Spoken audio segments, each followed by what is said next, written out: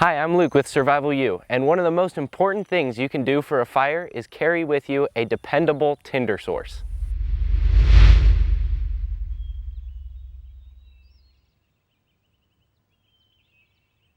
So believe it or not, one of the most dependable tinder sources is some 100% cotton balls and some petroleum jelly mixed together.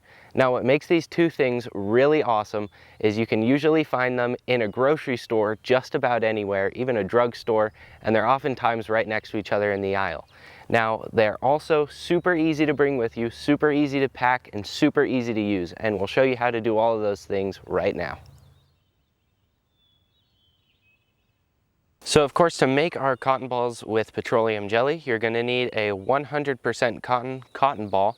And this is really important because if you have any synthetics or plastics in your cotton ball, it's going to melt more than it burns, and we really want it to burn as much as possible. So to make our cotton ball in petroleum jelly, we're going to need our cotton ball to start off with. Going to cover it with a ton of petroleum jelly.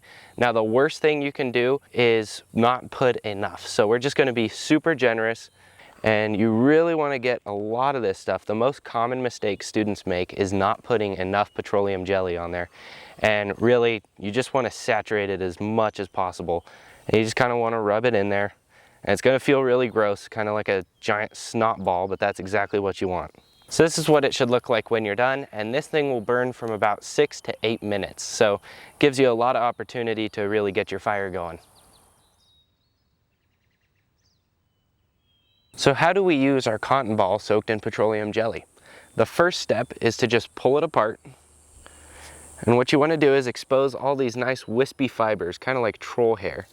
You're going to put it back together and we'll set it on some aluminum foil to catch the drippings. The last thing we're going to do is just light it up.